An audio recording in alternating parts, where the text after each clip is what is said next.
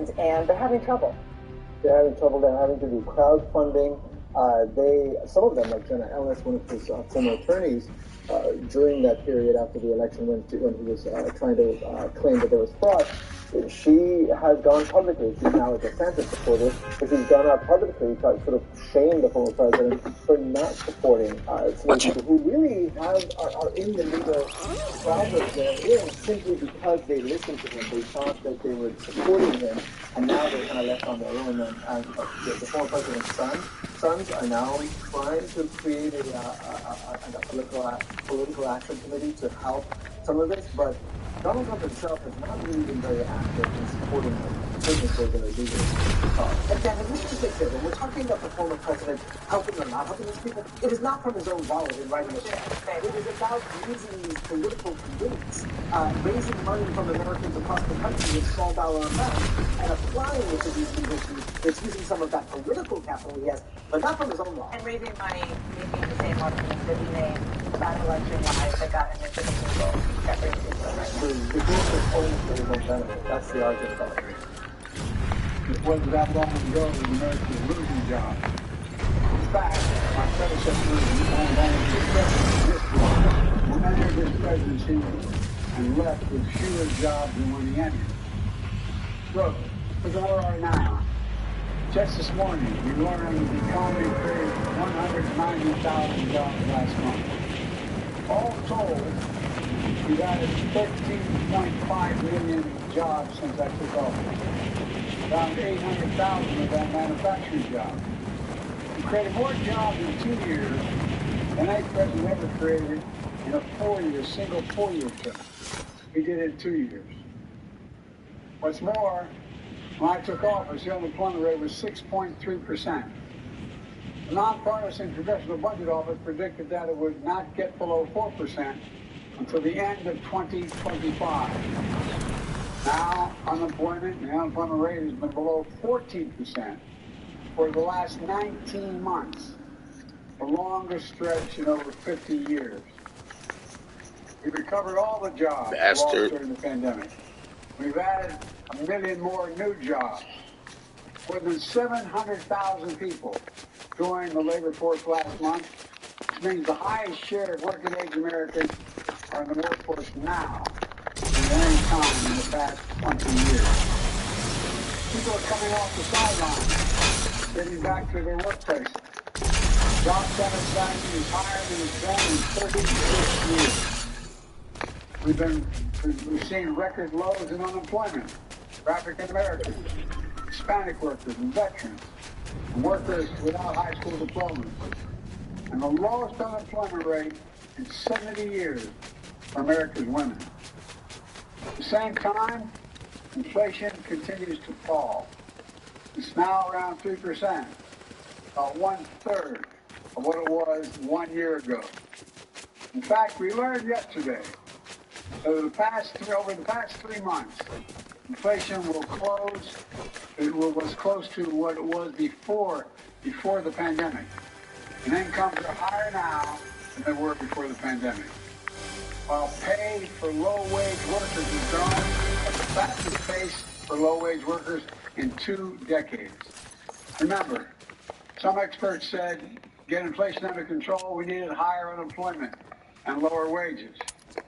But I've never thought that was the problem. Too many people are having a job, or that working people were making too much money.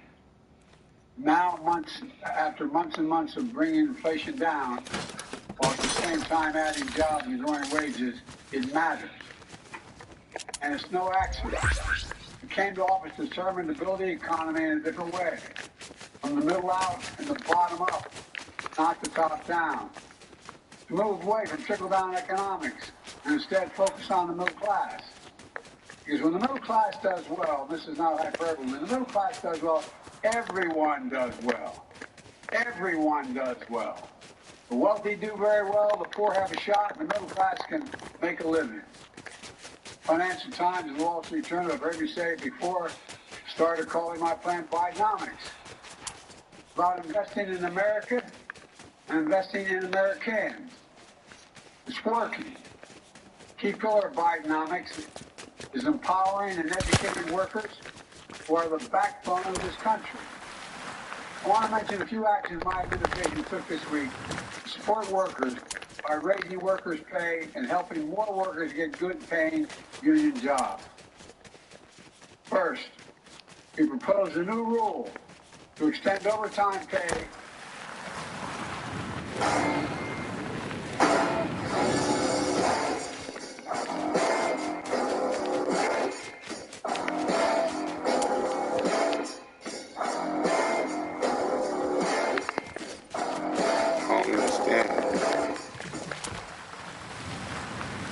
Pay less for gas?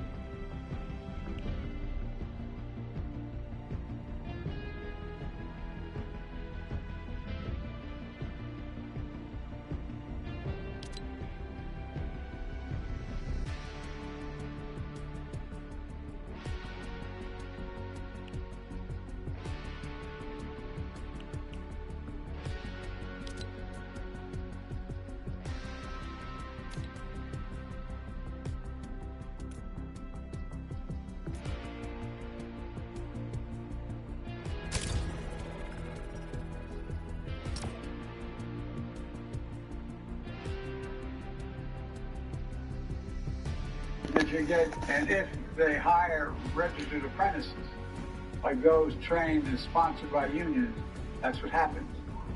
For some clean energy projects, they'll still be worth millions of dollars.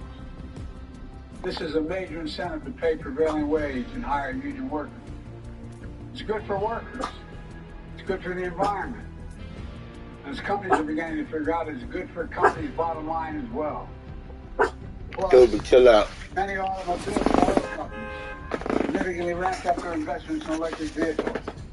My administration has announced more than $15 billion funding to help automakers convert existing auto plants while retraining the existing workers at good wages, giving them a first crack at the new and different jobs for electric vehicle versus the combustion engine, bolstering the domestic supply chain, and ensuring that auto manufacturing jobs remain good-paying jobs, including union jobs. The auto industry has long been a pathway to the middle class and has provided good paying jobs. I'm not going to let that change in my watch if I can help it. And if anyone wonders whether unions really make a difference, I urge them to take a look at the new report from the Treasury Department. It's the most comprehensive look ever at the impact unions have on our economy. And it concludes definitively that unions raise workers' income, increase home ownership, increase retirement savings, increase access to critical benefits like sick leave and child care, and reduce inequality. All of which strengthen the American economy. Plus, even workers aren't in unions. Even workers that have been laid off see benefits from unions when they're strong.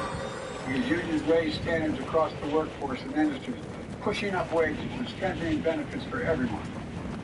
You heard me say many times, Wall Street didn't build America. The middle class built America. And unions built the middle class. Because of this, we faced some pretty tough times in recent years. The pandemic that took more than 1 million of our friends and neighbors. 1 million fewer people sitting at our dining room or kitchen tables. People we raised and loved. People we grew up with. Gone. The worst economic crisis since the Great Depression. Wasn't that long ago that 20 million Americans were out of work. The American people didn't give up. They never give up. They've never given up. And today we have the strongest economy in the world. The lowest inflation rate among the major economies. 13.5 million new jobs. I said before, and I'm going to keep saying it. My dad said a job's about more than a paycheck. It's about your dignity, respect, of being able to look the kid in the eye and say, honey, it's going to be okay, and mean it. That dignity is coming back places all across the country. Well, I'm proud of the historic legislation the administration has passed and the policies enacted. The real heroes in this story are the American people, average Americans. They're the ones getting up every day, putting their heads down, going out that door and going to work. They're the ones starting new businesses, taking the chances, hiring workers, fulfilling their dreams. 3 weeks ago, at a clean energy factory in Milwaukee, Wisconsin, I met an IBEW electrician who builds and repairs America's growing fleet of wind turbine engines. He said, and I quote, in America, with hard work and a little faith, anything is possible. In America, with hard work and a little faith, anything is possible. That's my father's generation believed. That's what these folks believe too. Every day, across this country, ordinary people get up and do extraordinary things. Thanks to them, we're going to continue to grow our economy from the middle out and the bottom up with good paying jobs, more breathing room for families, American workers, building industries of the future. They remind us of who we are. I'm going to keep saying this. We're the United States of America. There is simply nothing beyond our capacity when we set our mind to it and do it together. What the fuck? Have a good Labor Day weekend. God bless you all.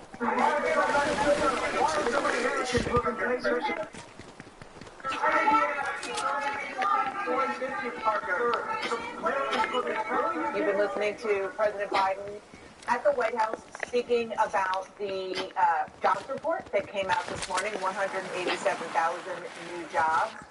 We're going to discuss it with my colleagues here, Margaret Towler, Anu Raju, and David Challenger.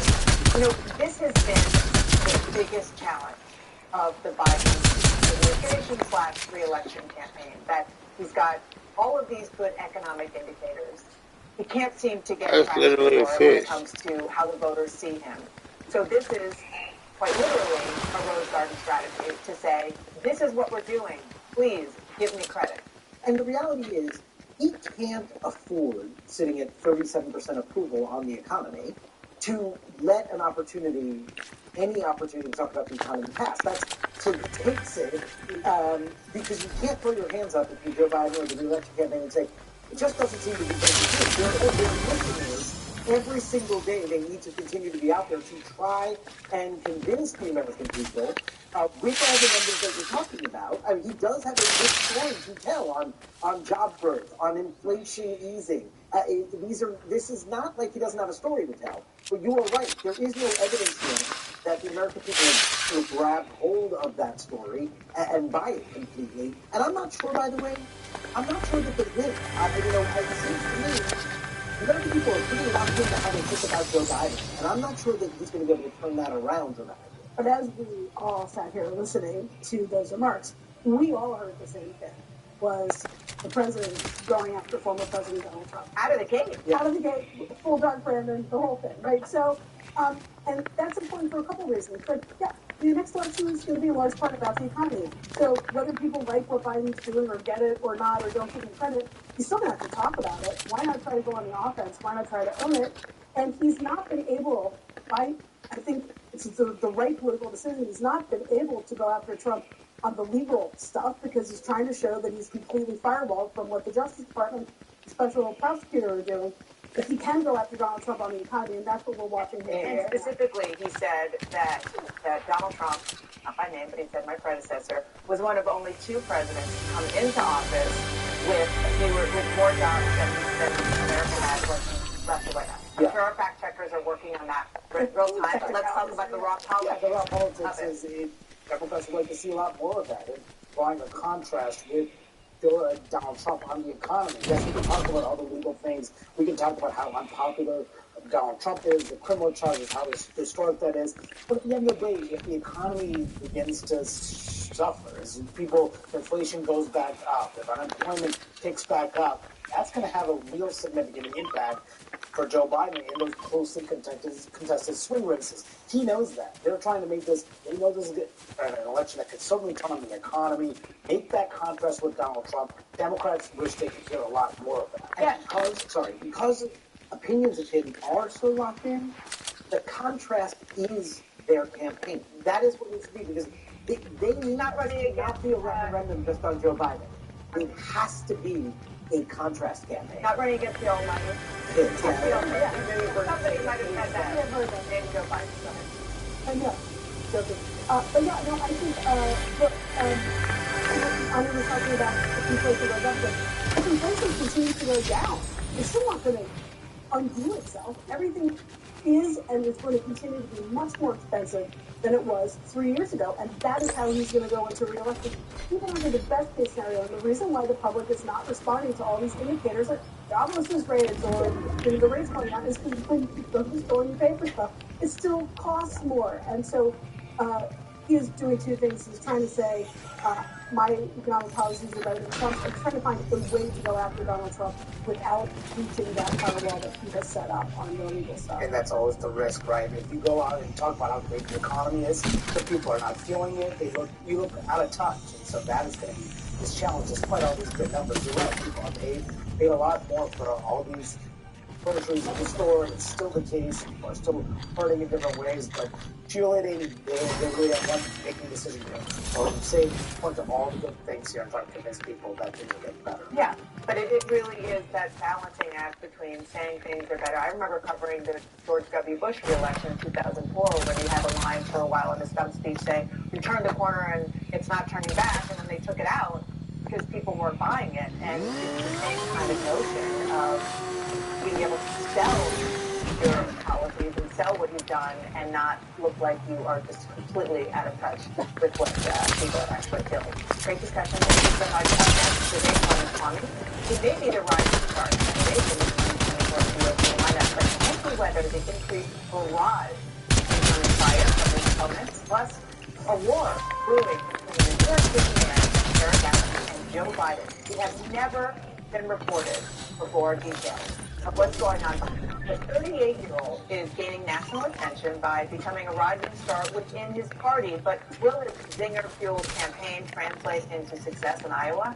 CNN's Ken Law is live for us in Des Moines. Young, you have been spending some time with the candidate as he is making his way around Iowa this week. What is he saying? Essentially, he's saying he has what Trump had many years ago in a raw form, carrying that Trump appeal. But what he now carries is youth. He offers diversity. And he says he's going to go even further in that MAGA style by delivering more results that he says Trump simply could not deliver. His approach to Washington, D.C. is to burn it all down. He says it is his generation's time and his time. I want you to take a listen to what he said. Well, I'm saying that you only get the outsider once. Right? And Trump was an outsider in 2015. And I think that was what was fresh about Trump. Fresh about me this time around. He did be an outsider once. So he's got to peel away Trump's report, which is imitable here in Iowa. Now, post-debate, we've been following him through events. We spent all day with him, and all of his events have been packed. They're room only. But the reaction from the people who are listening to him, He's real as a curiosity, and my view is that he peaked at the debate and will start a slow decline because he's an irritating pipsqueak. It's not really clear what he's there. It's like we're the always shy. As a yeah.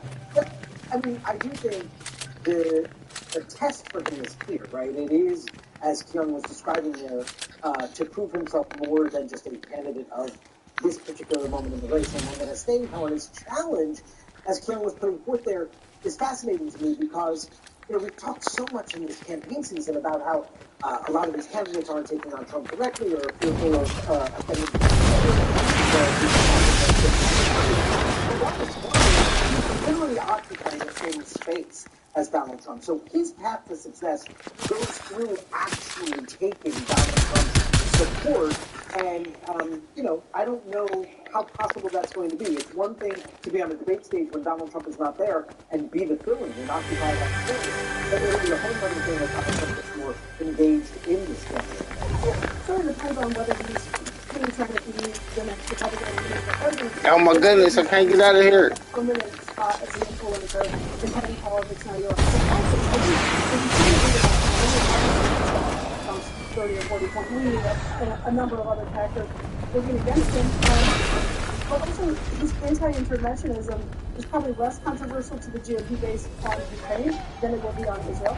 And you see Grenade hanging in there already. So I think he actually has a lot of ideological and policy challenges that if Trump wasn't sort of the cult of personality figure, would be much harder for Trump to pull off within his party. And David, you have made this point so many times, which is that, basically just did again now, which is that Vivek Ramaswamy right now is kind of a stand-in for Donald Trump to all of the other Republicans who are frankly too scared to go after Donald Trump. He is kind of the stand-in for those attacks. Yeah, and look, the reason why he has elevated it so much is because they focus their attack so much on him, on Donald Trump in the last debate. He got a lot of attention, and there's also great rises in the rose in the polls. It's interesting to hear him try to begin some sort of contrast with Donald Trump. He said at that debate that Trump was the best president, why running against the best president, but now talking about it outside of somebody that Donald Trump is not.